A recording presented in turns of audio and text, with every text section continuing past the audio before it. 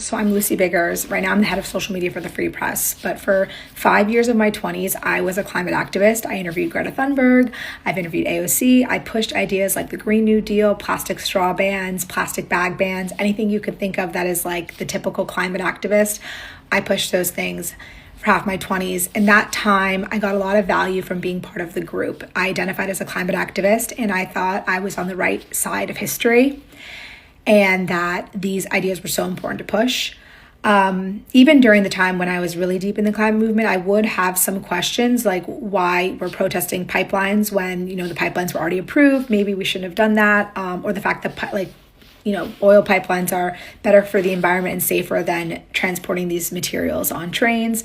Or, the idea that plastic has a lower carbon footprint than glass and wood. Like, I would sometimes see these contradictory facts, but my ideology and identification was so tied up in the group that when I would see those things, I would push them away. That all changed when I left my last job where I'd been in a visible role as a climate influencer, and I lived through COVID and I had my first son. And I think those two experiences of living through COVID and seeing the entire world shut down, plastic proliferated everywhere, but it was like not a big deal. And then our carbon emissions only dropping by maybe 5%, maybe it was like 20% at its peak, but barely making a dent in our climate emissions, even though the world was shut down. And that's when I started to think, what is the climate movement not wanting from us? Because if they want to get our emissions down to zero, that would require destroying our way of life.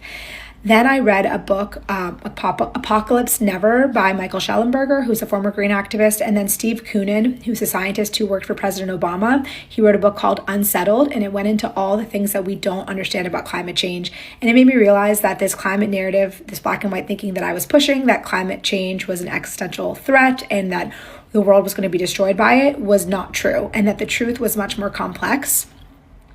Learning all this stuff, I went basically radio silent for 5 years, and I took a job behind the scenes at the Free Press, where I'm the head of social media, and I basically thought I would never be in front of the camera again because I did not want to go against the group of pushing against the climate change narrative. It's such an entrenched ideology and there was just no upside.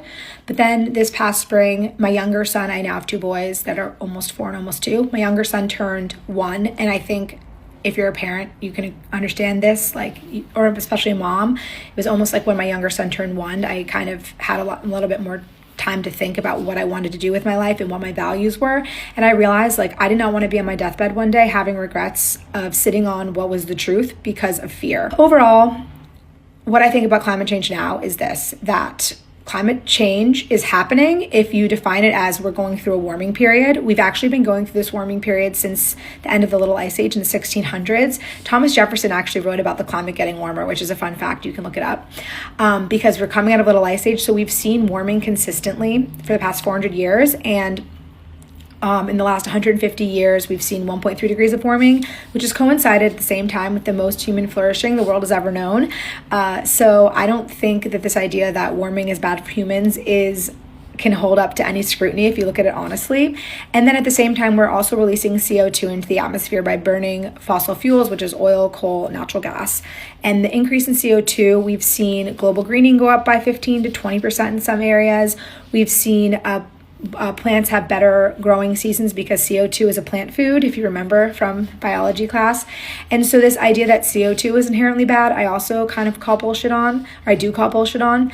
And I've, from this time, read a lot of climate realist and climate skeptic books and realized that there's a really healthy movement out there of climate skeptics who unfortunately have been censored and maligned. A lot of them have been kicked out of their jobs for reporting on the truth, and it's really sad. And so the goal with my content in my page is to help bridge the gap between this information that's out there in the climate skeptic realist community and then the more mainstream social media space, because I'm a social media person and I love to make things go viral. I love to talk on camera and make short-form videos. And so that's what my page is about. It's just spreading information that's already out there, but maybe you have not seen it because of your media sources.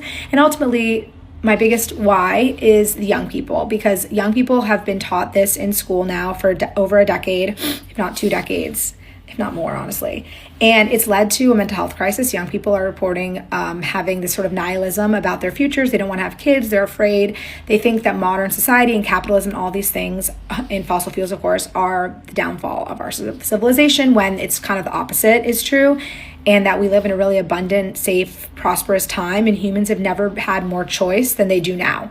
So this idea that climate change is dangerous and that our systems are causing it, I want to throw it all out. And that's the point of this, is I want young people to have the full context. We're safer than ever, we're more prosperous than ever, climate change isn't dangerous, and there isn't a consensus on how much of it we can even control, and if the solutions like solar and wind even work. So that's me, I'm Lucy. Follow along if you're interested in this type of content, and thank you for everyone who's here.